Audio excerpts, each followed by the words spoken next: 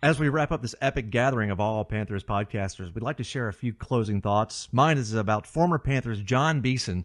Last week, he made his feelings known about the current state of the Panthers and laid all the blame in this season directly on Dave Gettleman. Beeson now lives in Miami, and he's an analyst for CBSSports.com. I said last week on our podcast that this season's failures cannot be placed on a single person, but Beeson makes some excellent comments about Gettleman rebuilding a Super Bowl team and how that is something you just do not do. I highly recommend reading it, and you can find it at the Charlotte Observer, and we'll also throw a link into this podcast's description. You know, I'd like to wrap up with just a comment or a thought to leave you with. I ask, as much as we put Shula on the hot seat, what would this team look like back in the days of Chudzinski when he was really using Cam to his complete ability? I think that probably McDermott is more to blame for some of the woes that we're experiencing this season. However, I still have this fanboy appreciation for what Chudzinski brought to the team and would love to see him come back. That's a good point. I think that he really did cook up some really interesting plays. They weren't predictable. Too bad the locker room hated him. Yeah. So just remember, we had Dan Henning before that. Mine is really, I just think it's time to bring back the dab. But not just Cam. I want to see after every big play, the Panthers, whoever makes it, dabs as well. Offense, defense, I don't care. The Panthers need to be those guys again. Goodell's rules be damned. This team, minus players like Cam and Olsen's Pro Bowl All-Pro year, need to show they remember the motto printed inside of their collars. While 51 for 51 may be a forgotten summer meme at this point, there's still a chance to keep pounding something, mean something for this season. You know, you make a mistake, you make the play the next chance you get. You trust the guys next to you, like we were saying in the podcast earlier, that they're going to do their job. So all you have to do is your job. And I think a weekend Cardinals team right now is the perfect chance to turn the season around. And just turn this fan base's attitude around, too. I know a lot of people have been saying bye-bye to the bandwagons, but, you know, the bandwagon fans are just nascent, you know, lifelong fans that, you know, maybe just haven't had a chance to see this team go 2 seasons in a row with a winning season. And maybe that's what they're demanding before they start shelling out real money for the team. So I just think we have a chance to keep pounding and really still make something of the season, and I'd like to see them do that. And I think bringing back the dab would really help. I don't know. I'm kind of thinking the dab is dead. I think we need to do something else besides the dab. How about win? You succeed? I like the super cam. I've always been a fan of that. I don't know why we had to go with the dab. I'm totally with you. He was. It was kind of disappointing last season when he stopped doing that and did the dab. Yeah, I always thought of it as a signature. Yeah. So, has he retired the super cam as well? No, he's done the super cam a couple times. I haven't seen it this year. I don't remember it, sadly enough. I'm 99% sure, but granted, I've been drinking most of the time during these games. So yeah, as the games go on, I tend to have a few more myself. Yeah, especially this year. My God. I've ended up having a few more myself tonight. So if I'm the disgruntled, cranky old man screaming at all you guys to get off my lawn because the Panthers are losing, let's blame Full Steam Brewing's Southern Basil for that one. You got some competition there, Jamie. With Jamie. I personally like the LaFell. I don't know if you guys saw LaFell's touchdown against the Patriots. He caught the pass and just put the ball down and walked back to the sidelines like a soldier. I saw that. Basically mocking the NFL. I think that all touchdown celebrations should mock the NFL in some way. They should just be robots. Just pretty much. Put the ball down and just like I scored a touchdown. This whole thing irritates the ever-living crap out of me. The NFL, football in general is an entertaining sport. Like that's the point. You're here for entertainment. If you're not taunting the other team, I've said this on our podcast. When you're in Pop Warner, you can't celebrate. When you're in junior high, you can't celebrate. When you're in high school, you can't celebrate. When you're in college, you can't celebrate. So now in the pros, you can't celebrate? Come on, man. Just let these guys have some freaking fun. Yeah. Did you see Michael Crabtree get a penalty for basically scoring the touchdown and just throwing the ball in the air? Yeah. And they penalize him for that. I can't believe it. It's ridiculous. No fun league, man. No fun league. I mean, I've heard that said many, many times, but this year it truly seems to me it is a no fun league anymore, and it sucks. They squeezed every ounce of fun out of the league this year. and Ron did say that. I think it was at some point last year.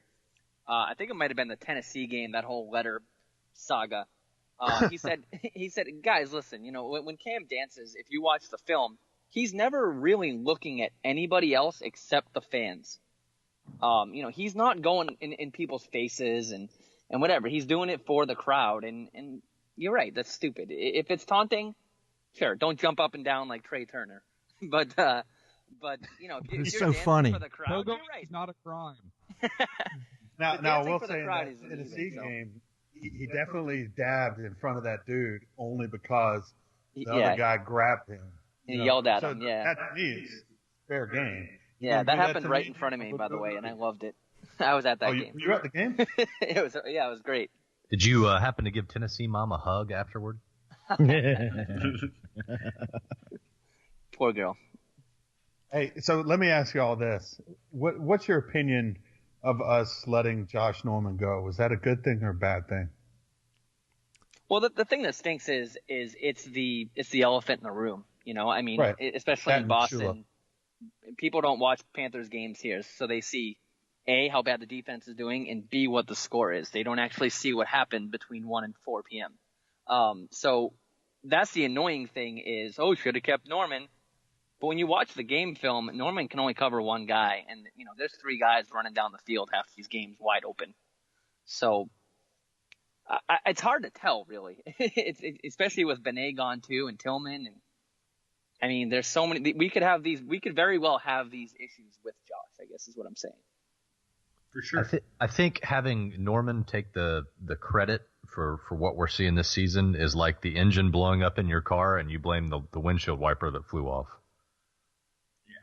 That's a very good analogy. And yeah, I liked having Josh on the team because he was a little less predictable than most others when he was on camera. But let's not forget that Josh was in the doghouse for quite some time there under Coach Rivera, just because he wasn't performing or he was garnering fouls because he would run his mouth. Right now he's in the concussion protocol, and I don't like to see anybody get hurt. But he's been a really good addition for the Redskins here. I wish we had him back just because he is a good player, but we have to move on. We moved on with Steve Smith. We had to move on after Jake Delhomme was there for John Beeson, yeah, and after he went to the Giants.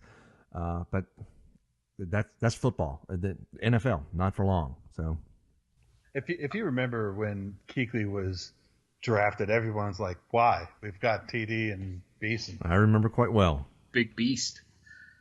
But that's what made Beeson going not as bad to me because his job was taken. Whereas like Smitty's, I don't know if his was, the only thing that really bothers me about the whole Josh Norman thing was that we had already put the franchise tag on him. He was locked up for a single year. I don't know how I would have felt about giving Josh. He was looking for, I believe it was 16 a year. He was looking for 15. 15? I think it was 15. But I'm just, I don't know if I would feel comfortable giving him that money at the age he was at because he was wanting years too. I mean, he was wanting some serious time. And I give the Redskins credit on that because I'm pretty sure they gave him a deal that they can opt out of pretty easily after the second year. But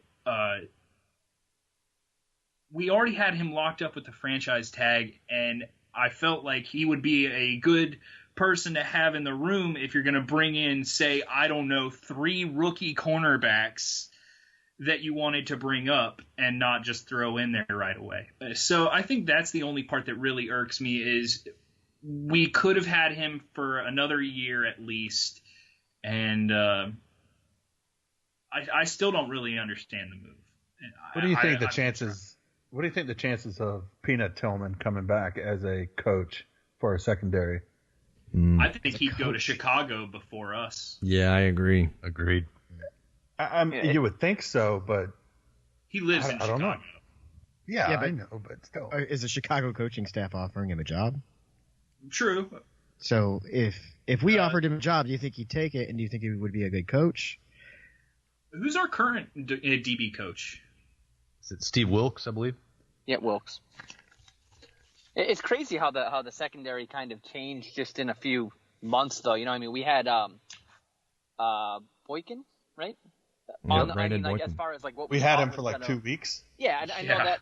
I still don't even really know what happened with him, but like as far as what we thought we had on the secondary in like I don't know April, and then what we had in the secondary in September, and now without Benet, I really don't know who takes the fault for that. Really, if it's Gettleman, if it's the players, or what. But it really seemed to drop off there quickly because it didn't look this bad preseason. Didn't Boykin have an ankle injury? Two really said good that, like, points. His feet are wasn't like one of his legs bigger than the other, or something weird. Yeah, there was something. A hip issue that Boykin had, and it looked like Green Bay knew what was going on, and we just weren't informed and picked him up anyway. And that kind of, ended his career in Carolina. But to your second point there about Benet, am I alone in feeling like Benet probably could have just been benched and we got his conditioning up and his knowledge of the playbook up and things would have been okay? Did we really need to cut the guy's throat? Well, I think they've had it. I think they've had an issue with him for a while because he was fighting in camp. He wasn't listening to Davis or Olsen. I think this was just they said, you know what, that's it. It was kind of a straw that broke the camel's back that wasn't even really all of his fault as far as Julio. But I think the team just wasn't meshing with him. And he went on local radio here in Charlotte. I don't know if you guys have WFNZ, but he went on the radio here in Charlotte and pretty much admitted, this was the week before he was cut, that he was out of shape entering the season. Oh, yeah, I heard that. That he didn't feel up to his physical peak. And I know that if we're 4 weeks, 5 weeks in, and 3-1, 4, or 1-3, 1-4, that if I'm his coach, I don't like hearing that. So I think that may have something to do with it. But he's had his issues. Period. It sounds like he could use a little messaging training as well, messaging conditioning. Yeah. Don't tell people that. Yeah, don't go on local radio after a loss and tell them that you're not in peak physical condition when we're paying you out the ass. He should have read the rookie handbook. I've got a thing that's been bugging me since this man put 300 yards on us. Why isn't Julio Jones' name pronounced Julio Jones? Thank you. We talk about this on the show all the time. It should be Julio Jones or Julio Jones. Yeah, I don't get it. You can't have both. It's hurting my brain. I don't get it. All I can think about is Paul Simon. Me and Julio down by the schoolyard. It's not me and Julio down by the schoolyard. So it should be Hones. It's not Julio Jones. It's Julio Jones. Because he can't have both pronunciations of the J. Maybe his mom is Spanish. I don't know. I wouldn't care if we called him Julie Jenkins for the rest of the season. Well, his name All in favor? Aye. Julie Jenkins. Julie Jenkins, Julie it Jenkins. is. Julie Jenkins. All right, Jay Cox. You got I'm that? going to listen to the podcast every week, all of your podcasts, and if you refer to him as Julio Jones, it's done. Julie Jenkins. It's got to be Julie Jenkins. Julie Jenkins. All right. So a Redskins coach was caught doing something. I'm Googling this right now. I did not see this. Of course, Andrew would be Googling the guy that is putting his male genitalia in a cup during a game. But he's urinating on the side. Seriously. 7,000 people out there in the stadium, and then you've got TV cameras broadcasting. It's the largest stadium in the NFL, is it not? I'm pretty sure. How are you? No. That's Dallas. Dallas is the largest. How are you going to fuck that up? Oh, yeah. Man, even the officials get a little more privacy than that when they're doing the booth review. I thought we all knew you couldn't get away with something when they caught Mark Sanchez eating a hot dog. Well, it's almost still hot dog related, but it's still it's definitely wiener related. You're on the sidelines. Could you really not spend the trip to the locker room real quick to take care of that? Well, Yeah, according it's not to like the head coach. according to foreign players, this happens a lot. Usually, it only happens to you when you're the away team because there are no facilities out in the field, and you get out on the sidelines and you're drinking on that Gatorade. It's hot. Next thing you know, you got to go, and you don't get a chance to go back to the locker room maybe for up to 2 hours. So it happens. Usually not to a coach. Usually it's players. But at home games, they have facilities for the home team, but the away team is usually out of luck. Now, I think. Where do they have these facilities? I don't see them at Bank of America Stadium. They have these little tents apparently, and this is coming from listening to players talk about this all week on radio. Now, I heard Jake Delhomme talk about it one time where somebody really had to go, and a lot of the players just kind of circled around them, and they did it there on the side. But this is a coach who just didn't care. He just whips out, like, was he using a Gatorade bottle, and takes care of business there.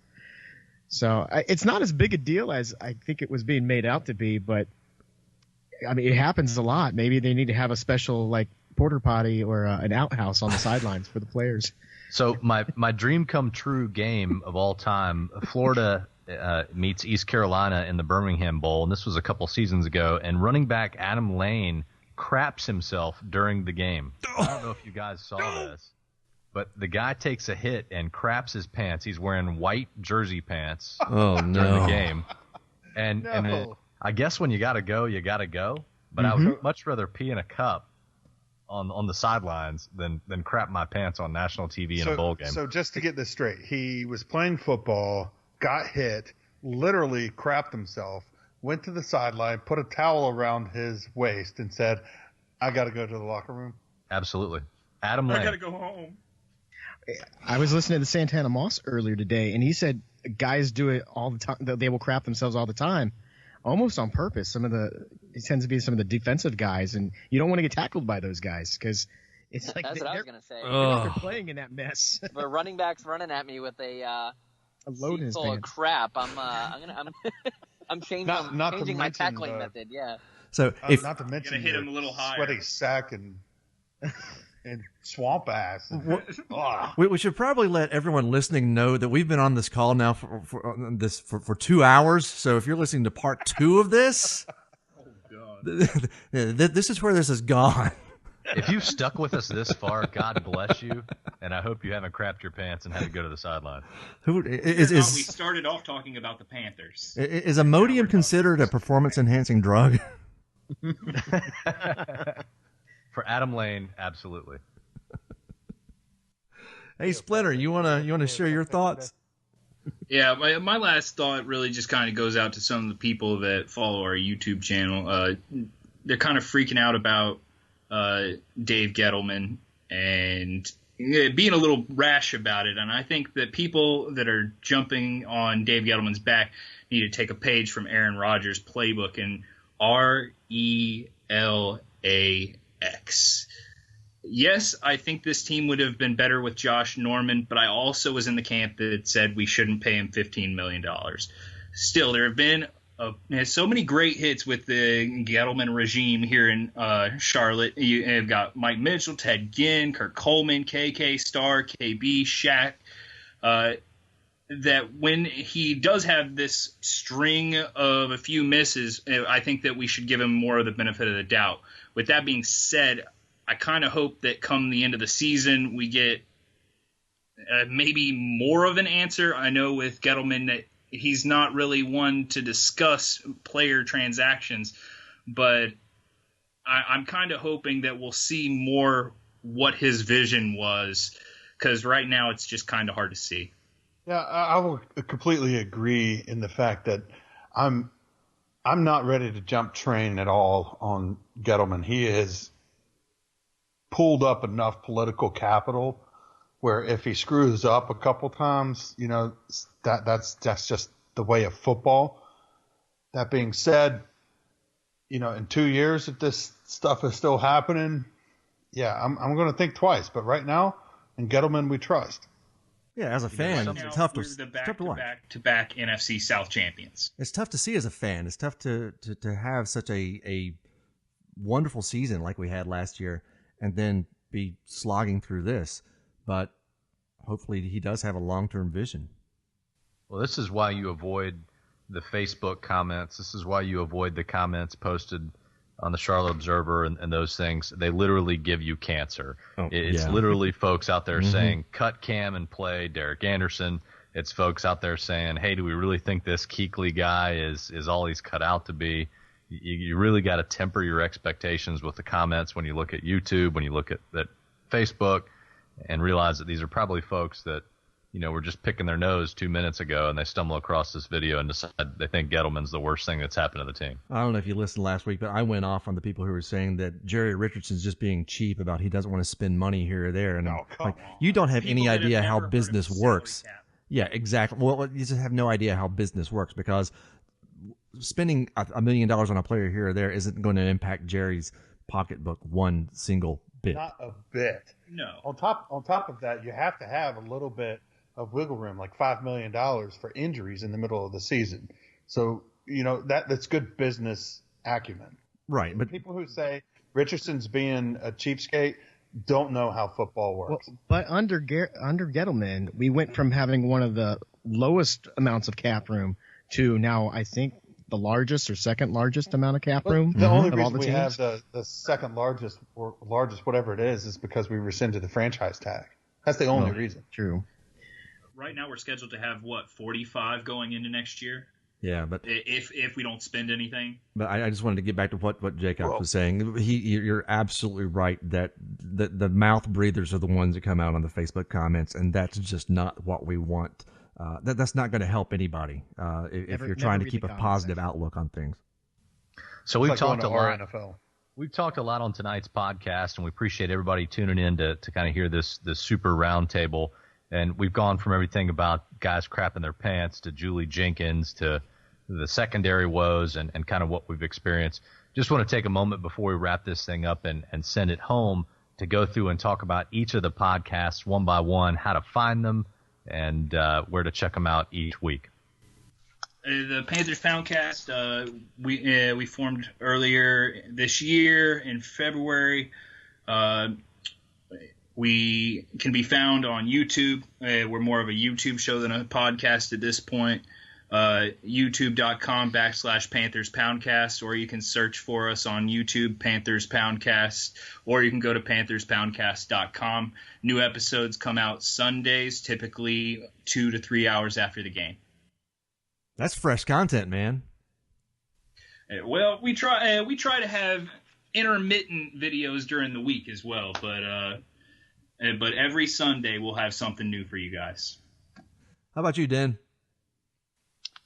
Yeah, we're over at keeppounddenn.com. That's KeepPounDenn. And my name is Den. I always have to explain that to people. I didn't just spell it that way. Like it's not Denarius. But we actually do 2 live shows a week. One of them being more of a rant, an event session this year. But the other one is more of a NFL outlook. On Thursdays, we have a couple games where we do NFL picks. If you can beat us, we give away prizes and stuff, and it's fun going live. And we also have a beer of the week every Thursday, which, as we've already pointed out, is something I always look forward to. So, yeah, keeppounddenn.com and at keeppounddenn on all the social media networks. So who's winning the overall season for you, Den? Of picks? Yeah. Of course I am. I mean, come on. I have a pretty big lead right now. We don't do it against the spread because we do we do a season-long one. But we also have Billy Marshall, who I mentioned earlier, who did that Titanic video.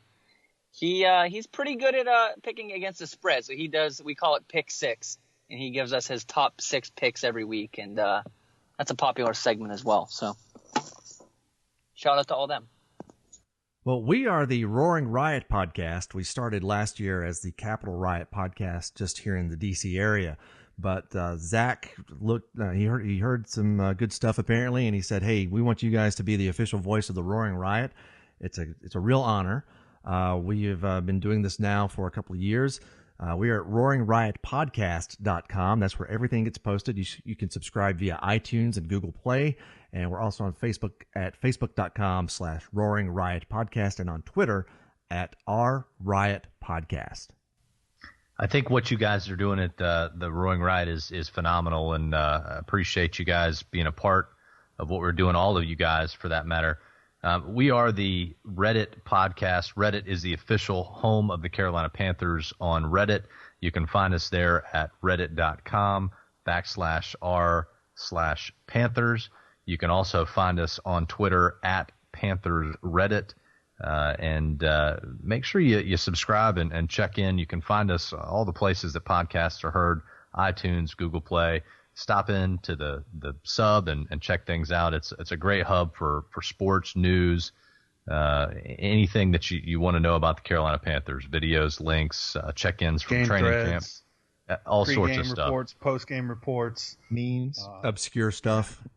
We've got a whole bunch of stuff. If you are not familiar with the Panthers subreddit, it is a great clearinghouse for all things Panthers.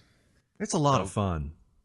It's a good time, and there's a lot of different personalities, and you can bet that if you need to know something up to date with the Carolina Panthers, you can certainly stop in there and check us out. So, again, I want to say thanks to everybody involved tonight. I think we really enjoyed this, speaking on behalf of all the folks here on Reddit, and look forward to listening to all you guys again for the rest of the season. Same here. Guys, this has been a blast. Back at you. It's been a blast, everybody. Yeah, absolutely. And thank you, everyone, for listening. I do have to add is make sure you don't go into the Saints subreddit. Oh no, stay out of all opponents' subreddits. Yeah, but specifically the Saints. Oh man, that sounds like you got a good story there. Do tell. So we do just so you guys are aware, we do pregame and postgame reports on the subreddit.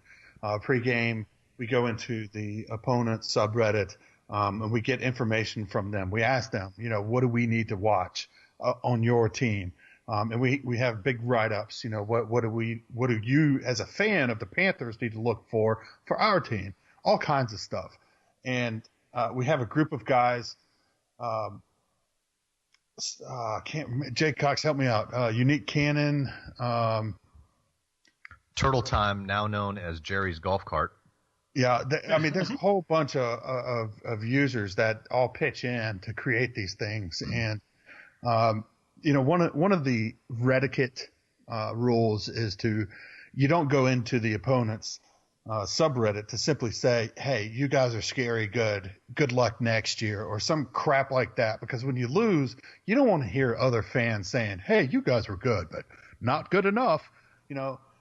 You just don't want to hear that. And so you throw in the Saints. We did that twice last year because we played them twice, obviously, and we accidentally forgot to take it off of our post-game report. And so now it's on every single post-game report. Don't go into the Saints sub. Oh, and the Cardinals as well, or whoever we're playing. So that's all that is. But bottom line, though, you got to check out some of these reports. We do amazing work over there.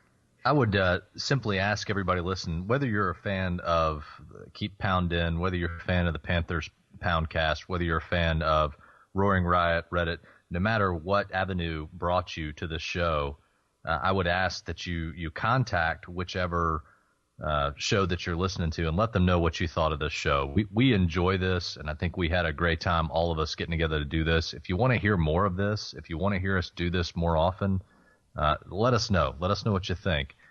Certainly contact us, at Reddit. But we want you to reach out to us and let us know what you think. And Keith, buddy, I love you. I'm so sorry you have to edit all this crap together. Because in the user or the listeners, y'all, there is a lot of crap that he has to edit out.